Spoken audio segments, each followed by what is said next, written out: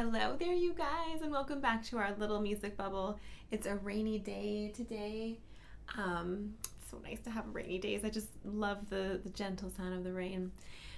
So today we have a piece by Beethoven from our Old Masters for Young Players series, and I'm so excited. This is, I think, the first piece that we've ever looked at on this YouTube channel on Beethoven, I'm pretty sure. So, yay. This one I've linked below for you. If you're on Patreon, there is an accompanying picture on the post today for your lesson on this one this week. And for those of you on YouTube, you're just watching this later, and the link is for the etude is in the YouTube description. Can you hear the rain? It's so magical. So click on the link or click on the picture on your Patreon post, and we're going to go through this one together. So we're going to divide it in half. I'm going to actually play you the first half of it, and then we'll jump in together. So, Liebeslied by Beethoven. So, oh, this is the viola part. Let's look at the violin part. I'm like, that doesn't seem right. Okay, there we go. Let's try again.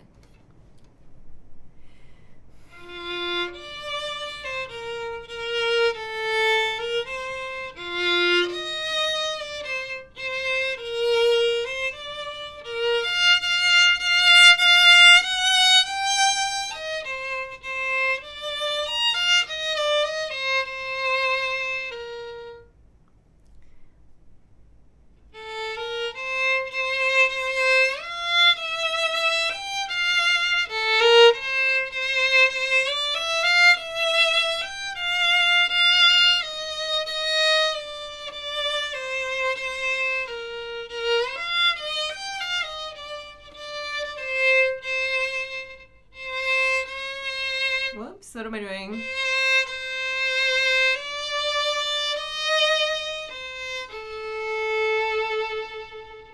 And that is the first part. So I've added some fingerings here and there, and you know what? Let me just give you a better heads up for that fingering ahead. So let's put a little, oh, I'll do that later. Let's see. I'm gonna confuse myself. I don't want to confuse you. So what do you think? Do you like it? This one, remember, is supposed to be played with piano as well. So just remember that this is your excuse to either make a pianist friend or come out here and play on a recital one day, usually in December. The second Saturday of December, I usually have a recital, and I will provide a magical, wonderful pianist for you. So anyway, let's jump in. So the first thing we're going to do is look at the key signature. There's two flats there. There's a B flat and an E flat, and that just tells you where your fingers go, of course. We're in 2/4, and the tempo is andante, so kind of a walking speed. 2, 1, 2, and 1 E and a 2, and 1 E and a 2, and 1 E and a 2, and 1 E and a 2, and a 1 and 2, and so a nice kind of pace like that is what we'll strive for. And then I've put in a lot of fingerings later on in line 3, line 4, the beginning of line 5. So the first part today, we're going to stop right at that fermata in line 5. So basically about the second measure of line 5 we'll stop. So this one, let's do some like juicy detail work with the sound. So since it's piano, dolce, piano sweetly, let's really play around with our contact point. So we've been talking about that a lot recently. So let's make sure that we're in a more gentle or sweeter contact point. And you can even tilt the bow a little on the side too. So you have a really sweet little tiny sound. And you can see I'm playing in the lower half of the bow, which is hard to do. But you could also, because I want to have more bow to work with, but you could also try this in the upper half. It might be just as lovely in the upper half here and maybe a little easier.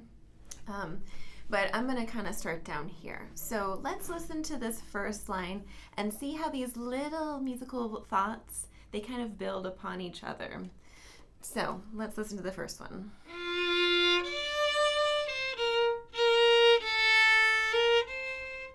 And then the next one.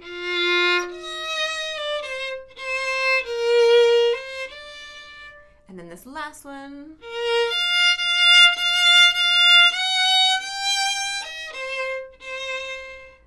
that's not the last one, but the last little thought is...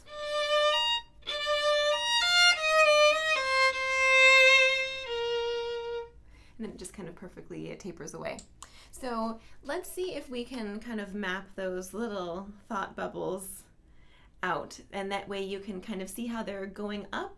They're going upwards in pitch, and so even though it's all in piano, we can kind of give it that little sense of direction and even clarify those little thought bubbles, because when we look on the page, we don't necessarily see that, but as soon as you play it, let me play it differently. So this would be not noticing any of those things.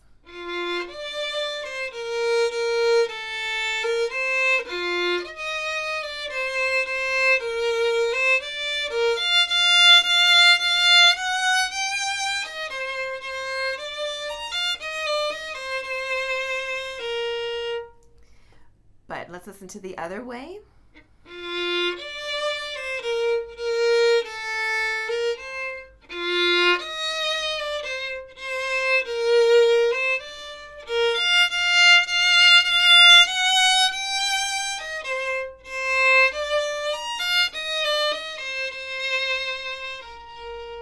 So we kind of can hear where those notes want to go and where the little musical, I'm calling them thought bubbles, are.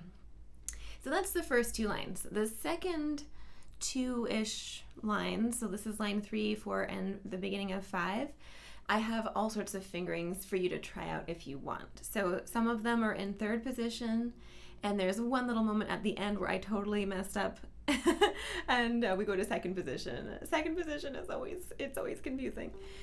So let's look at line 3. So we have, and by the way, when you're counting that, it comes in on 2 16th notes. So we're doing 1, 2, E, and 1, 2, E, and up to 3.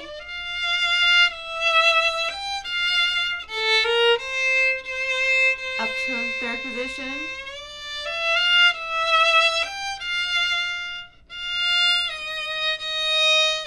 Then we're going to come down to 3 here, back to first position. And we're going to go back up to third position. Swap.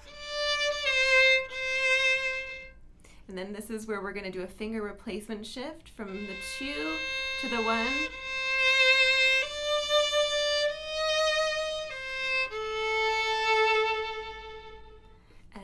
That way you can get a really lovely tone there. So let's go back to line 3. Line 3, let's figure out the little musical bubbles again. So we've got... Oh, and actually before we do the musical bubbles, sorry, the noise there, let's talk about shifting. So just some tips when shifting. You are going to shift on the finger that you're on to the finger that you're going to. And that will give you a really lovely slide. So in this first little section in line 3, I'm on the second finger going to third finger. You hear? I have the open string to help me go back to first position.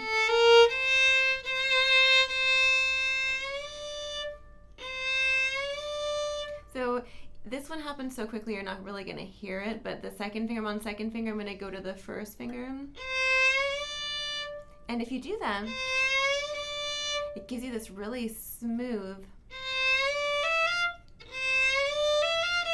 little shift. So you're going to just remember to shift on the finger that you're on. Okay, so let's go back and talk about thought bubbles, musical bubbles. So the third line...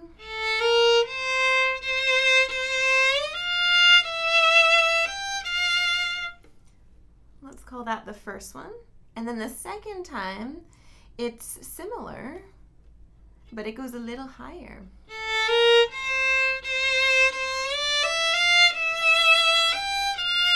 Actually, does it go higher? No, it doesn't. But it's kind of a slightly more emphasized version of the first one, isn't it? So a little bit more dynamic-wise.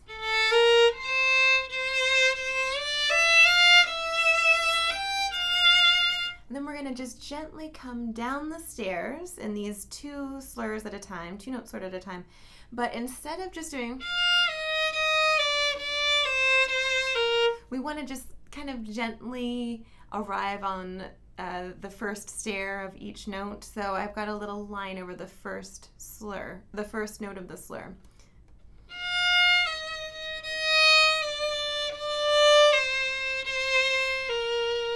Isn't that nicer than just...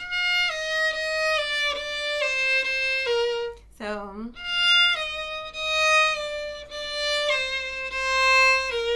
And then a little shift for this last little bit to tie it up.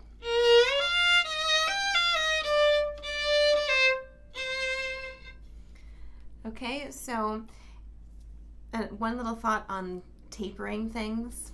At the end we have... Let me get that in tune. And then we have a little taper there. Do you want to stay here, or could I change to that? Listen to the difference. Isn't that magical? Or I can also use less bow. Would be the same bow, less, and it just rounds it out in this really nice way. So last little thing here, we're gonna do a finger replacement shift from the C to the C. So you're gonna just take over. So make sure your arm does that little shift for you. And actually, if you hear the slide at all, it's kind of nice.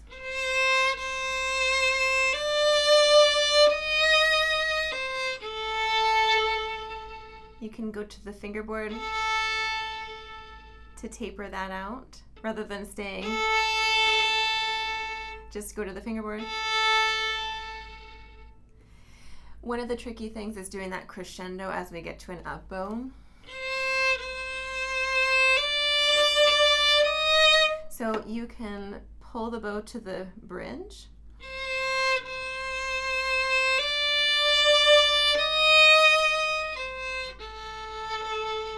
And I'm also trying to save my bow so that I can go slowly and play quietly and then press on the gas as I have to get louder. Lots of bow for the up bow and then very little bow for that last little bit there. So with this one, you guys, I hope you enjoy it. And it's tricky to sometimes find those little musical thought forms or thought bubbles. What are they called? And there's a name for them in music theory, but I don't remember, because it's not necessarily apparent on the page there. So just because, you know, the notes are in one measure doesn't mean that they're necessarily grouped that way. They might have a slightly different sense of direction, you know. So the upbeat, dun da dun da, instead of dun da, but dun da. They're not in the same measure, but the upbeat still is taking you to the downbeat. Da da da dun, da da da dun, da da. So if you sing it, my teacher always tells me, just sing it from your heart, sing it, and you'll kind of naturally find the musical way of playing it. Sometimes when we're playing it on this or trying to sing through this, it's just so technically challenging to actually sing on this thing that we can sometimes miss the musical points off the bat. But I think if we just kind of get a sense of the melody and you kind of get it in your head and you sing it, you'll innately sing it in a musical way. So with that, I hope you enjoy the class today. Thank you to those of you on Patreon. I hope you enjoy the lesson, and I would love to hear you play a little bit of this at the end of the month, our virtual studio circle. If you'd like to share it, that would be lovely. We've also got our group classes, so you can come to the group class every other Thursday evening. We'll do a little part of the lesson where I plan something for us, but this would be something to bring for the second half where we do some individual practice. That would be a lovely thing to bring to the mix. And for those of you on YouTube, please go check on our Patreon page. There's 4 tiers. And I even have a special Take the Cake tier, which has a guest artist, hence the name Violin, Viola Masterclass. I have a guest artist come each month and teach a special class for us. So go check it out, and I will see you very soon. Thanks for being here, and I hope you learned something.